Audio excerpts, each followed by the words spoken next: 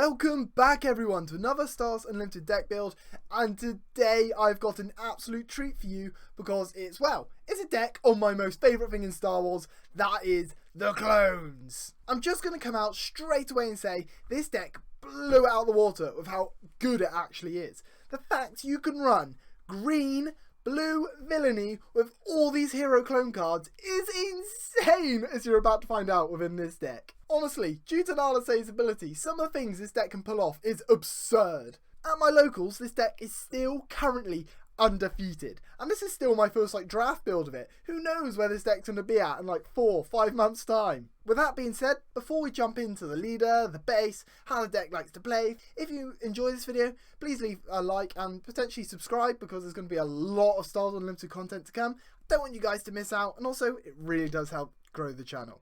So let's jump on to the deck. So I'm going to start things off with the leader and the absolute glue of this deck, and that is Nala Se. You may be thinking, why is she so important? Because her ability, just ignore the aspect penalty of all the clone units you play. On face value, she doesn't do a lot, and probably when you deploy her, she's probably one of the weakest heroes in the game. However, being able to just play any clone's absurd. When she's deployed, she comes out on a 4, by the way, so really early.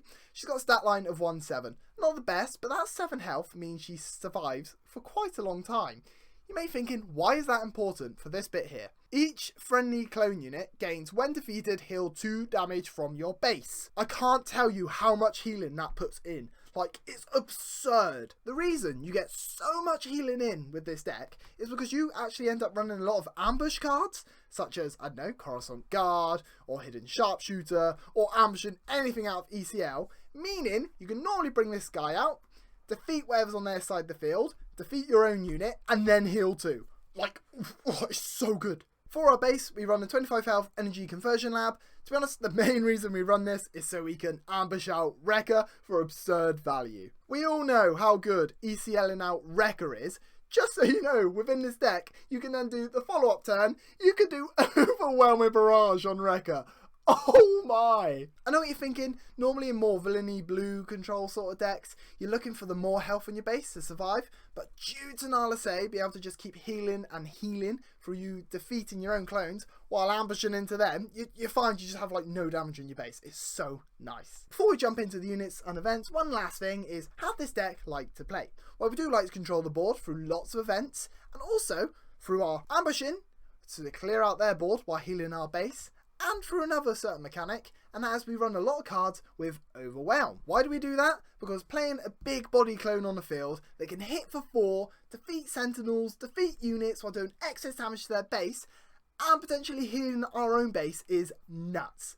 Decks just can't keep up with it. It's so nice for it. That's enough of me going on about the leader and the base, because let's be honest, I could probably sit here and talk about how much I love Nala Se and this deck all day. So let's jump on to the ground units. I'm going to start things off with our 2 cost, and that is 3 phase 1 clone troopers. To be honest, he's in here mainly because he's a clone, and well, he's a solid 3-2 turn 1 stat line. I actually found normally I play him out turn 1, he survives.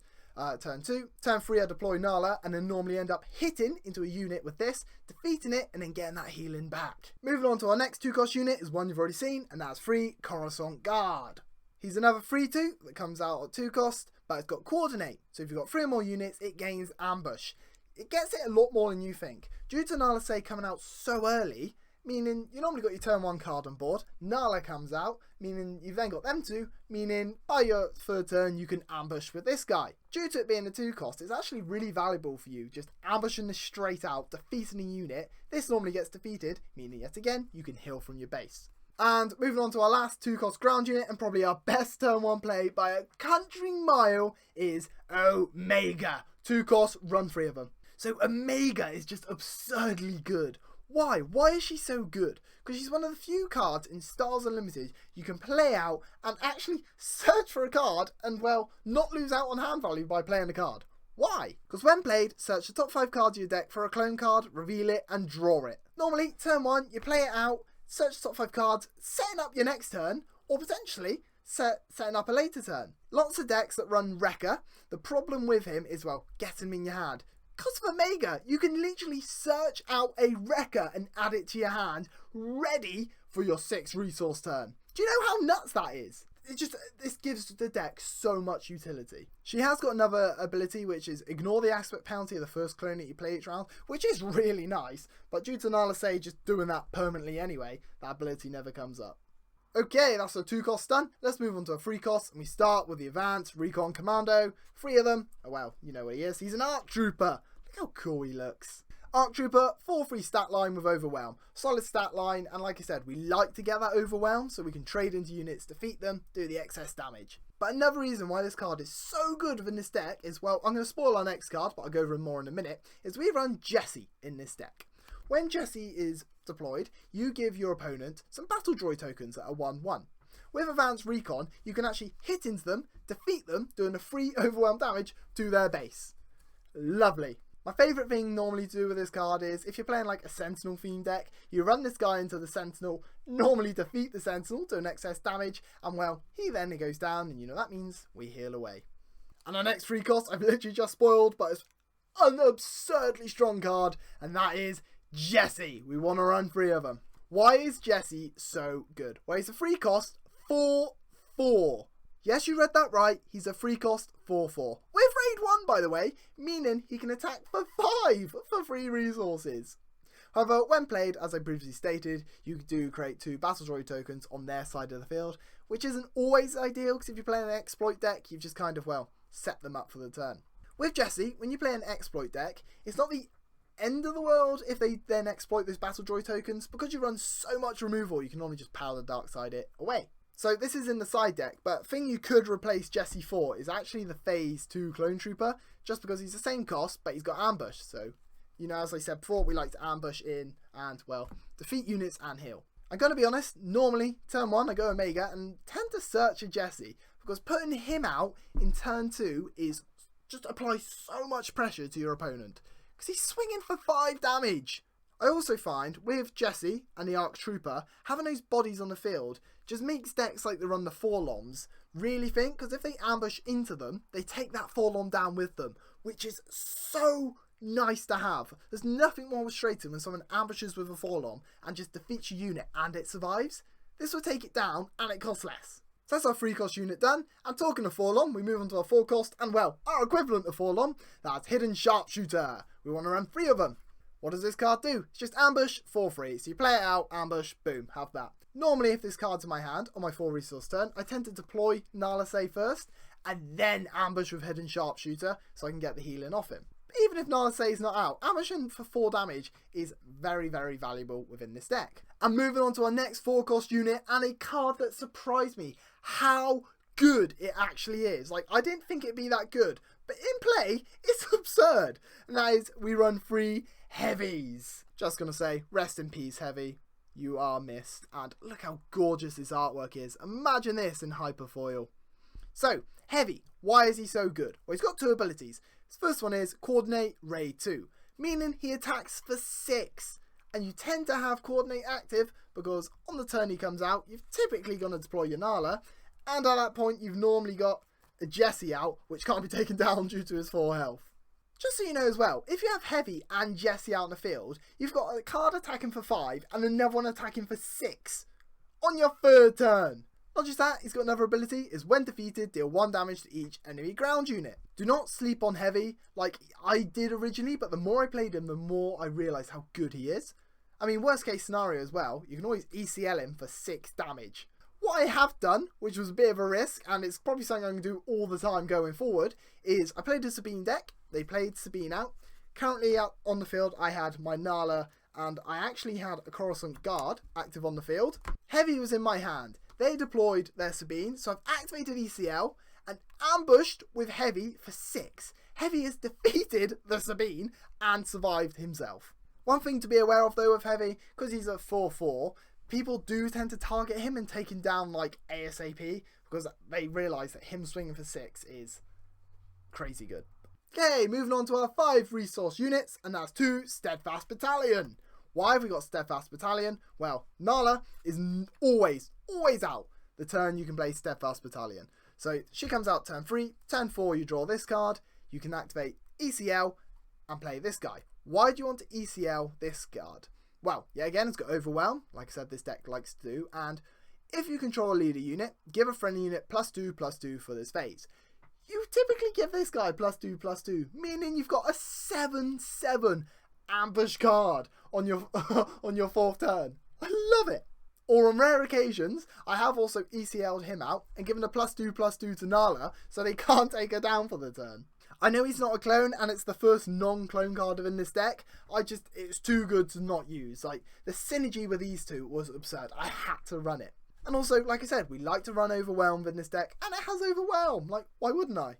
Talking of running Overwhelmed in the deck is our next 5 cost, and that's free Commander Cody's. So it's 5 cost, 4/4 with Overwhelm. But this is the big part. It has coordinates, so each other friendly unit gets +1/+1 and Overwhelm. Ho-ho! You know I've got Wrecker in this deck. Playing Wrecker out and he's getting boosted +1/+1. He's an 8/7 on your 6 resources. An 8/7 that you normally ambush. Oh, not just that. Typically when you've got Cody out, you normally also have a Heavy or a Jesse out, meaning these cards also get Overwhelm and the +1/+1, meaning Heavy is going to be attacking for 7 and Jesse is going to be attacking for 6. As good as Cody is, I'm going to be honest, you don't normally play him that much. You normally focus more on the Steadfast Battalions or the Heavies, the Jessies, the Wreckers, or some of the events within this deck, such as Overwhelm Barrage, which is absurd that you can run it in this deck. But don't get me wrong, Cody's still a very valuable card you want to run. Okay, let's go to the big hitters within this deck. I'm going to start with the 6 resources, and that is 2 Wreckers. You may be thinking, why 2? For the sheer reason of, well, we've got Omega, so we can search him. We can just search out Wrecker. Normally by the time Wrecker comes out, you've played 2 Omegas, so you've searched 10 cards looking for him. And also, well, I've got 2, so I run 2. But I found I got him like every single game, without fail, because of Omega. Anyway, what does he do for those who don't know? So it's a 7/6 with Overwhelm, and when played, you can defeat a friendly resource. If you do, deal 5 damage to a ground unit. So what you like to do, you activate ECL, ambushing him out. Then you activate his when played, defeating a resource, doing 5 damage to anything on their side of the field or ground unit. Normally defeat it. Then you complete the ambush with Wrecker, defeating something else, doing the Overwhelm damage to their base. Normally, when Wrecker hits the field, he just cleans and wipes out their entire ground units. And well, if he doesn't, you can then activate Overwhelm Barrage the turn after, doing 9 damage across the board. And finishing things off for our ground units is 2 Maul, our only other non-clone unit. Why Maul? Well, he's got Ambush and Overwhelm, and as I can keep saying, this deck likes to overwhelm. He's got an on attack, is you may choose another friendly underworld unit. If you do, all combat damage will be dealt to that unit during the attack rather than this one. You don't really run any underworld cards, that ability doesn't come in, but he's mainly in here for the 7 ambush. Because being able to ambush with this guy and then follow up with another ambush of this guy is just crazy strong. I don't play him that much in this deck because of Wrecker defeating a resource. You don't tend to get that high of resources because you tend to win by then, or well, the game state is at a weird place. Or if you don't win by then, being able to just suddenly ambush out a Maul is just so valuable. You may be thinking, wait, this is blue villainy and there's no Snokes, there's no like Avengers, no big units like that. Well, no, because of Wrecker constantly defeating your own resources, you tend to find you don't get that, like you don't get to the 8 or 9 or 10 resources because the game tends to be over by then. If you can build this deck to be a bit less aggressive and more controlly, 100% chuck him in, but for this build, don't need him. Okay, so that's our ground units done. Let's jump on to these space units. Start things off 2 cost and that's 3 Inferno 4s. This card's just solid, especially going into turn 1. Why? Because when played and when defeated, look at the top 2 cards of your deck, put any number of them at the bottom of your deck and the rest on top in any order. So it just allows you to set up your following turn. Our next space unit is 2 Republic Arc 170, which is a free cost. It's just a free 4 space unit at the end of the day. It's alright, gets the job done. Well, I had to chuck it in. Well, it's a clone deck and it's their clone fighter. Put it in there. It's alright. At the end of the day, it's just alright. And actually finishing off our space units, I know it's quite low on the space units, but in our side deck we make up for it, and that is 2 Clan Saxon Gauntlets. This card is gorgeous, especially because it slows down a lot of big space units, especially Fett's Fire Spray, which is still being played because of Django. Why? because it's a 4/5 Sentinel, and when its unit is attacked, you may give an experience token to a unit before damage is dealt. So you can give it to itself, meaning it takes down that fire spray. Not just that, if it gets attacked by something and you know it's going to survive anyway, you can end up boosting one of your strong units on this side of the field. I just found Clan Saxon Gauntlet always seems to be an issue for an opposition, especially those space aggression heavy decks. Playing this down can really slow them up. So that's it for our space units. Let's jump into these events and upgrades. We'll start things off with 1 cost, and that's 2 timely interventions. Love this card, it's in almost all my decks. What does it do? Play a unit from your hand, give it ambush for this phase, so you can attack immediately, but you can also smuggle it for 2, which comes up more than you may think. To be honest, the main reason it's in here is if you've had to activate your energy conversion lab a bit earlier in the game than you wanted, suddenly them timely intervention out a wrecker out of nowhere when they think you can't do it it just has so much value. Do you know what is really disgusting what you can do?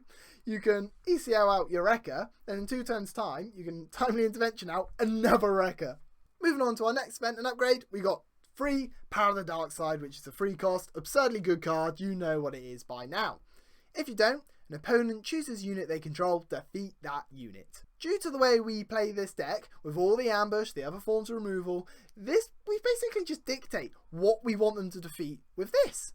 Because maybe they've got, I don't know, their leader on a field or a big unit. With a smaller unit, you can just go, okay, I'm going to ambush with this, defeat your smaller unit, and now Power of the Dark Side, we're going to defeat that leader of yours, or defeat that, like, 7 recost big unit we can't deal with off the board. Absolutely love this card. Like, within this deck, it's just perfect. For our next free cost event and upgrade is a card that's quickly becoming one of my favourites in the whole game. That's 2 Perilous Position. It is an upgrade that reads, when played, exhaust the attached unit. It's already quite nice, but this is the main bit. Give it -2 attack and -2 health. My goodness, how many times has this card come in clutch for me? By the way, this outs Lurking TIE Phantoms. It's another out for it. Yes! The reason I like this so much is it just slows down so many decks. Especially maybe you haven't hit one of those big ambush cards or a big form of removal and they play out their Sabine or another leader who's a pain. Okay, Perilous Position, boom. It's exhausted for this next round. Oh, next turn it comes out. Don't worry, it's -2/-2. Because it's an upgrade, that -2/-2 is permanent as long as it stays attached to it. I just absolutely love this card at the moment. It just turns so many leaders off. People deploy their leader, boom, have this upgrade. It's doing like 1 damage. Oh no, what am I going to do? Not just that, because of the -2 health, normally it means your hidden sharpshooter can one-shot whatever you basically attach it to. And normally survive. Also why I love this card, it combos beautifully with our next one, and that has a 4 cost, and that has 2 takedowns. First of all, what does takedown do? Defeat a unit with 5 or less remaining HP. Why does that combo with Perilous Position? Because maybe they played something that has too much health, you can't quite defeat it, and you've used your main bits of removal. Give it Perilous Position, then activate Takedown, meaning it's in reach. An example of this is they played the Cad Bane unit, they captured some units, I've gone Perilous Position, exhausting it, giving it -2/-2, and then I've gone Takedown, because it's then 7 health to 5, meaning I can defeat it and get my units back. And our next event and upgrade, I spoiled it earlier, but the fact we can run this card with Wrecker is, I still to this day can't get over it. That is free Overwhelm Barrage, an absolute must in any green villainy deck. Why? Give a friendly unit +2/+2 for the phase, then deal damage equal to its power divided as you choose them on any number of other units. Meaning, if you've got Wrecker out, Wrecker with this can do 9 damage across the board. Oh my! Yet again, I've ECO'd out Wrecker, defeated and wiped their board. Next turn, followed up with this, and then wiped out whatever they've done to try and recover the game.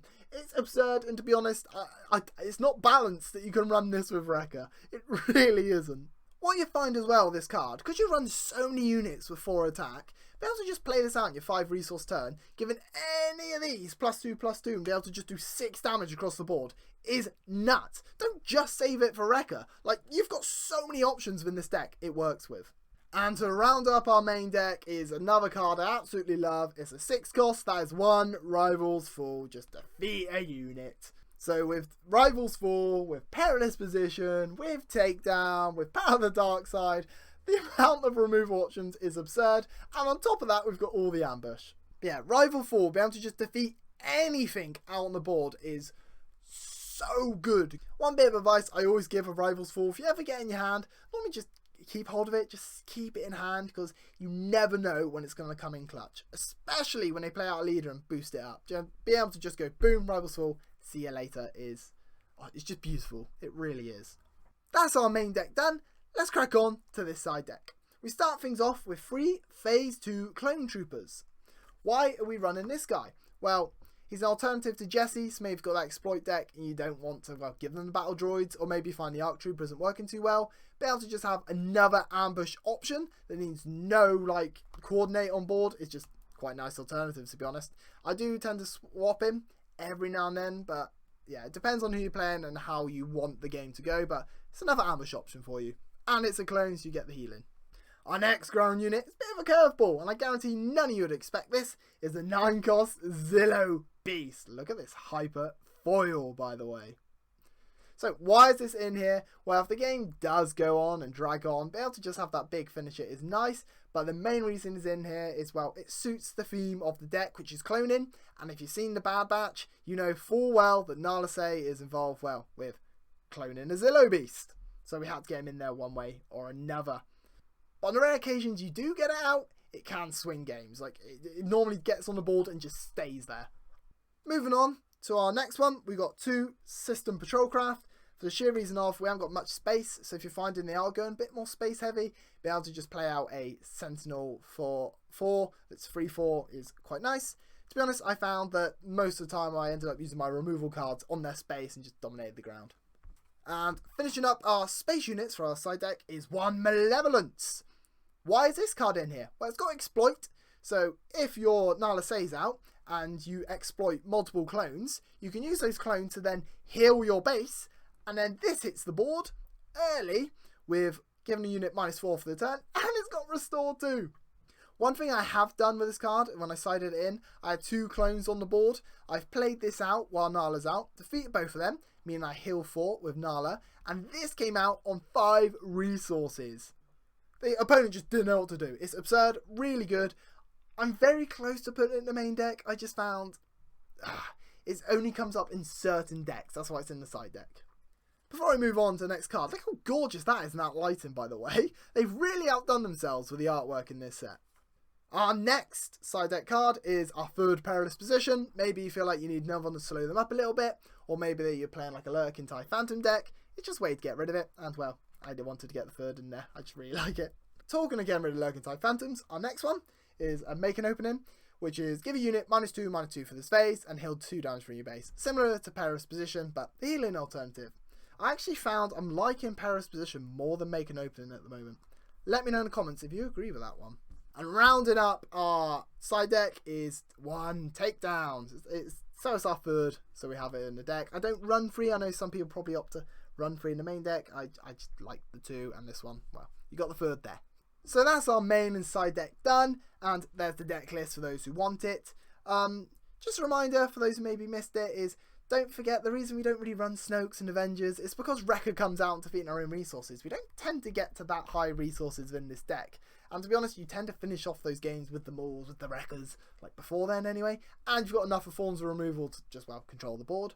For matchups, I've actually found it's doing really well against most things at the moment. Aggression, if you get the right cards, you can just keep ambushing and clearing the board. And then suddenly they may play something like a Poe or a Wrecker. Then you just say, okay, here's a Power of the Dark Side, or here is my own Wrecker coming out. Things like that is nuts. Against mid-rangey control, like I played a Cad Bane deck, this deck was really comfortable against it due to the forms of removal and due to just controlling the board constantly. And also having those units constantly of 4 attack is quite nice.